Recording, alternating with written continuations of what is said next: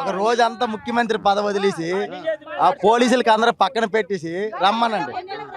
ముఖ్యమంత్రి పదవి వదిలేసి పోలీసులు అందరికి పక్కన పెట్టి రమ్మనండి. సామాన్యమైన మానవుడిలాగా వచ్చి అక్కడ బాగోగులు చూసిన తర్వాత ఏదో మాట్లాడమనండి. అంతేగాని ఇప్పుడు 5 సంవత్సరాలు మల్కాజ్గిరి పార్లమెంట్కి ఎంపీకి పనిచేసిన రేవంత్ రెడ్డికి ఒక్కరోజు గుర్తుకు రాలేదు. ఏది ఈ హైడ్రా. ఇప్పుడు హైడ్రా వచ్చి అది వచ్చిందనేసి ప్రజలను మోసం చేయడానికి తప్ప ఇంకేం లేదు. ఇప్పుడు ఇన్ని రోజులు గుర్తుకు రాలేదు పేద ప్రజలు. ఇప్పుడు ఏదో మంచి చేస్తానని ఇందిరామ రాజ్యం అని. ఇది ఇందిరామ రాజ్యం కాదు, రాక్షస రాజ్యం. ప్రజాపాలన కాదు, పనికి మాలిన పాలన. ఇది పిచ్చి పాలన, అర్థమైందా? ఇది రేవంత్ రెడ్డి కాదు, రేవంత్ రెడ్డి అనేటట్టు లేదు, రేవంత్ రెడ్డి అనేటట్టుగా పరిపాలన ఉంది. రేవంత్ రెడ్డికి ముందు మళ్ళీ పెట్టేటట్టు ఉంది. అయ్యా రేవంత్ రెడ్డి గారు, మా బతికేది మేము బతుకుతున్నాము. ఇవి అన్నీ దొంగ భూములు కాదు, ఆక్రమించుకున్న భూములు కాదు. మేము పట్టాలు ఉన్నాయి, మాకు నల్ల బిల్లు కడుతున్నాము, కరెంటు బిల్లు కడుతున్నాము, అన్నీ మాకు అన్ని డాక్యుమెంట్స్ అన్నీ మంచిగా ఉన్నాయి.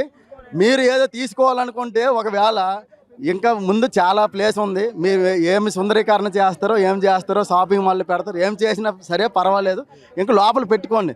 అంతేగాని ఇప్పుడు ఇన్ని సంవత్సరాలు లేదు, ఇప్పుడు కొత్తగా ఏం చెయ్యొద్దు. ఇప్పుడు నువ్వేమైనా సంపాదించుకోవాలంటే లోపల సంపాదించుకో, మా నెత్తిలు కొట్టొద్దు, ఏం చెయ్యొద్దు. మా భార్య పిల్లలతోటి మేము ఇట్లానే బతకాలనుకుంటాను. మీరు పిచ్చి పనులు చెయ్యొద్దు. అంతే. మీరు ఎంపీగా ఉన్న రోజులు గుర్తులేంది, సీఎం ఒకటేసారి సీఎం అయ్యేసరికి ఏం చేయాలి అర్థం కాక మీరు ఎప్పుడైనా మినిస్టర్ పదవి చేశారా? చేయలేదు. ఒకటేసారి చీఫ్ మినిస్టర్ అంటే దానికి ఒక అర్థమైంది. ముఖ్యమంత్రి లాగా ఉండాలి కానీ ముష్టిమంత్రి లాగా ఉండొద్దు. ముఖ్యమంత్రి లాగా ఉండాలి, ముష్టిమంత్రి లాగా ఉండొద్దు. మేము పేదవాళ్ళం, అర్థమైందా? మీరు మాకు డబల్ బెడ్రూమ్ ఇస్తామంటారు. మీరు మీ భార్య పిల్లలు అందరు కలిసి మాతో పాటు ఒక నెల రోజులు ఉండండి.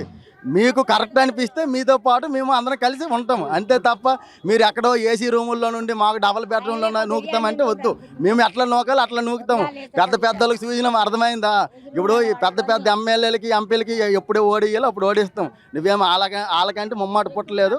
ఎప్పుడు నువ్వు ఓడిపోవాలి అప్పుడు ఓడిపోతావు, అంతే.